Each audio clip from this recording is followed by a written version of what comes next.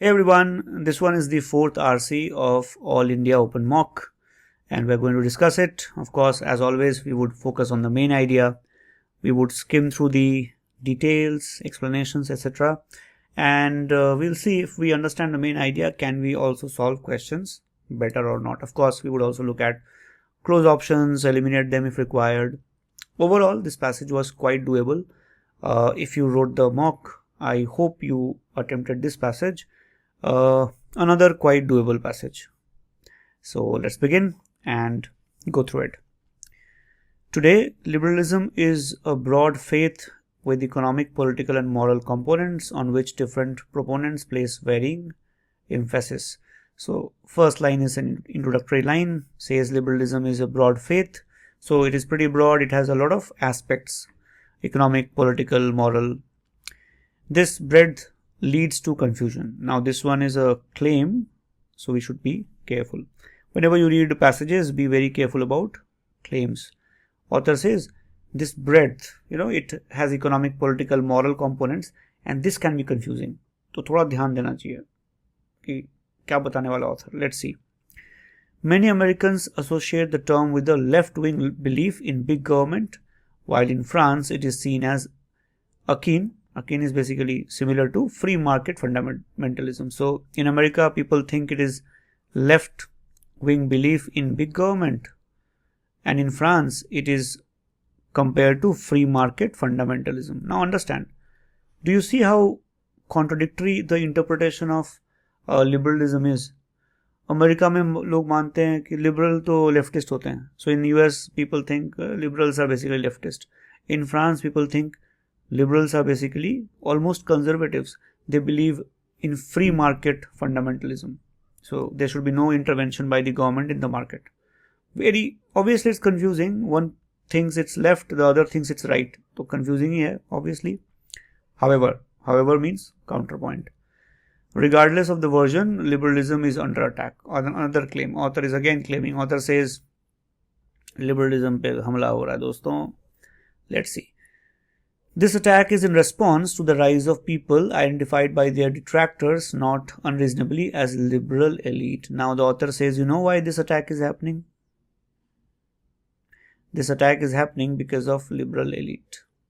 These liberal elites are responsible for the attack on liberalism. ये जिम्मेदार हैं. How? देखते हैं. The globalization of world trade and a liberal world order based on America's willingness to project hard power are all things the elites have sought to bring about and sustain. So it says the reasons why liberal elites have led to attacks on liberalism is that there has been globalization of world trade. So world trade has become globalized, and then there is of course America is projecting its hard power. So America is showing its muscles, and that is why people are not very happy with liberalism, because it's about globalization of the world trade, America's power. The elite has often benefited from these developments, sometimes more visibly and sometimes at their expense. Alright. So author says the elite has often benefited from these developments at the cost of lesser souls and sometimes at their expense. So these elites have benefited from whom? Of course, at the cost of lesser souls.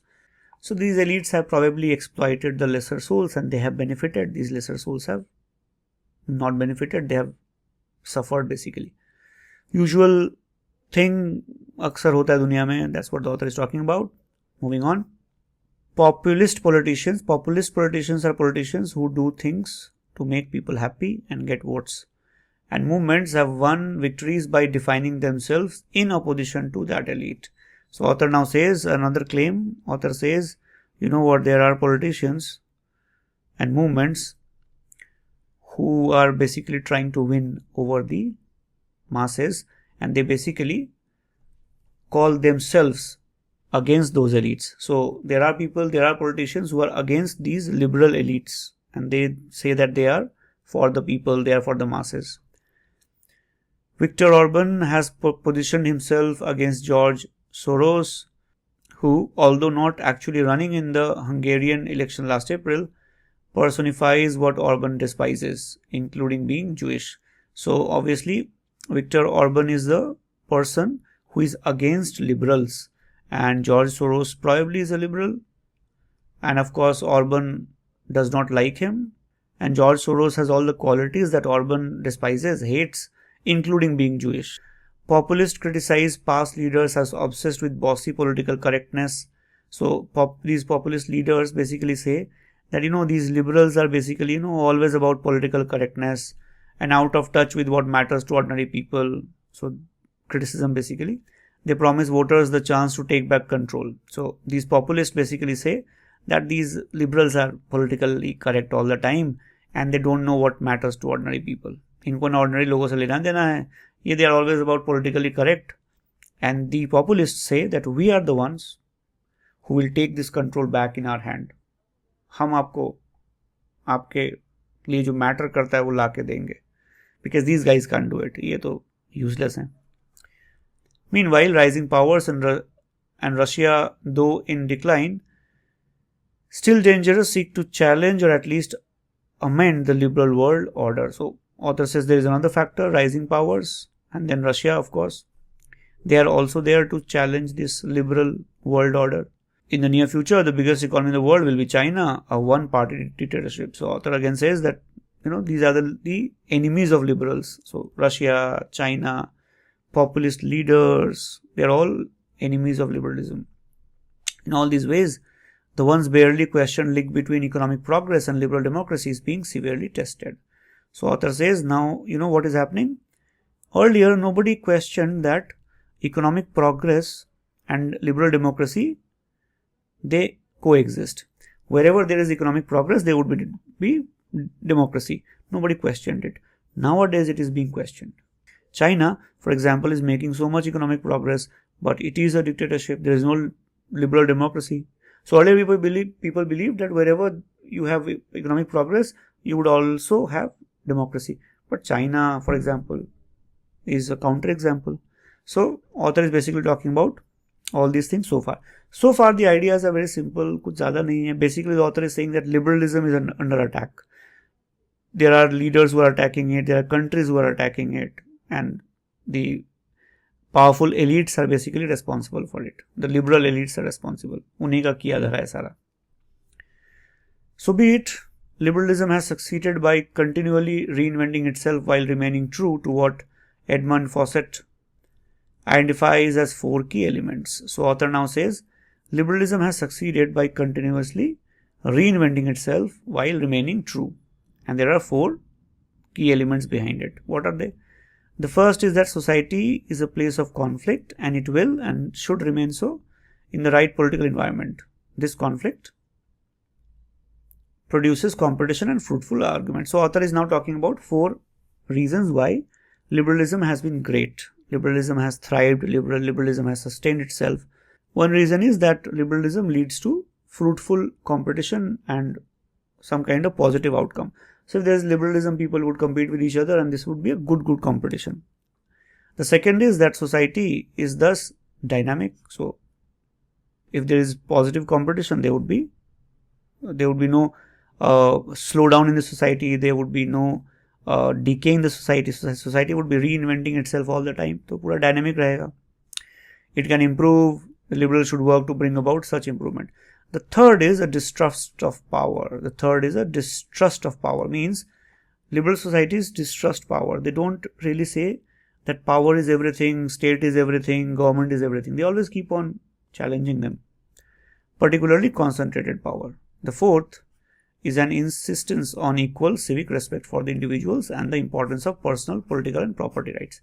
So the author is talking about 4 good things about liberalism, and all are actually very good things. We all need this in societies.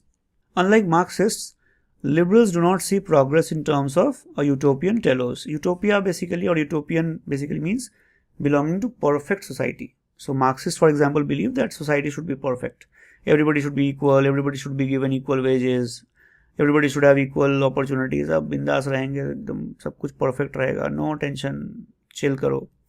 Telos basically means an end or the final objective. So unlike Marxists, liberals don't see progress in terms of utopian telos. So unlike Marxists, liberals don't believe in utopia, right? दिमाग खराब नहीं उनका. Their respect for individuals with their inevitable conflicts forbids it. So they respect individuals and therefore they cannot agree to a society which is collective in nature, which believes in society first, individuals later. वो नहीं मान सकते. Marxism, liberals can't accept Marxism. But unlike conservatives, whose emphasis is on stability and tradition, liberals strive for progress, both materially and in terms of characters and ethics. Common statement. Thus, liberals have typically been reformers. Today, the liberals need to escape its identification with elites and the status quo and rekindle that reforming spirit. A very nice passage. Ideas are very simple, no hard language, very simple idea flow. So the author basically says what? So author says liberalism is a belief that covers economic, political, moral ideas, but people in different countries understand it in different ways. We saw that, right? In America, in France. Some people criticize the liberal elite for supporting global policies that they feel have left regular people behind.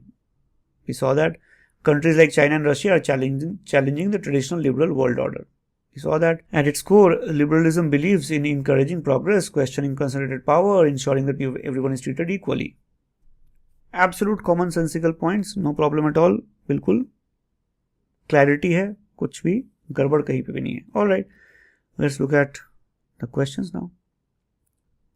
The very first question says all of the following if true. So you have to assume all options are true. You cannot go back and check it in the passage. ये मत करना, passage में जाके ढूंढना शुरू करना है, ये नहीं करना है, right? So it's if true. So all options are true. You know that. Would weaken the author's characterization of liberalism. Except. So three options will say something that the passage also says about liberalism. One will say something opposite. So it can be a strengthening statement, it can be an illogical statement, it can be an irrelevant statement, it can be a neutral statement, कुछ भी हो सकता है. तो तीन option ऐसे जो liberalism को अटैक करें. Three options contradicting liberalism. Let's find out. Option 1. Cultural and institutional frameworks tend to exhibit inertia, मतलब they don't want to change, against fundamental changes. So if cultural and institutional frameworks don't want to change, then very clearly progress will not take place. And liberalism is all about progress. So this can weaken the argument. If societies don't want to change, then liberalism will not work. This can attack. Centralized decision making frequently results in more cohesive policy implementation. It is saying centralized decision making means, like China, Russia, results in more effective policy implementation. सीधा तारीफ कर रहा है. It is attacking liberalism directly, right? Saying China or Russia better है. Attacks. The interplay, connection of competing ideologies in the public sphere can drive innovation and progress. Competition is good. That's exactly was one of the first qualities of liberalism, right? Competition is good. It leads to innovation and progress. This is not attacking. This is actually supporting the argument. This must be the correct answer because we need to find except. Answer to मिल गया. Prioritizing group harmony yields more favorable results. Group harmony means communism, right? Or socialism. More results means liberalism is not as good. Communism, Marxism, etc. is better. Very clearly attacks. Therefore, the correct answer would be option 3. Quite doable. Absolutely moderate question. Hard बिल्कुल भी नहीं है. Let's move on. Now the question says, if the author of the passage were to write a book on global governance, along the lines of his or her own reasoning, the focus of the examination would be simple. It would be about liberalism, right? It would be about how liberal elites are working and how non-liberal countries are becoming more important. Something like that would be the answer. We can create the shadow. Let's check out the options now. Analyzing the challenges faced by liberal democracies in multipolar world. We just talked about it. Exploring the alternative models for international cooperation. No, the author is convinced that liberalism is a good idea. He will not look for alternatives. उसको Putin थोड़ी ना चाहिए. Eliminate. Examining the balance between national sovereignty and global integration. National sovereignty was not something the author talked about. Sovereignty is basically self rule. So the author did not talk about it anywhere. Assessing the adaptability of liberal principles to diverse cultural contexts. This is a very broad statement. Assessing the adaptability of liberal principles can be about anything.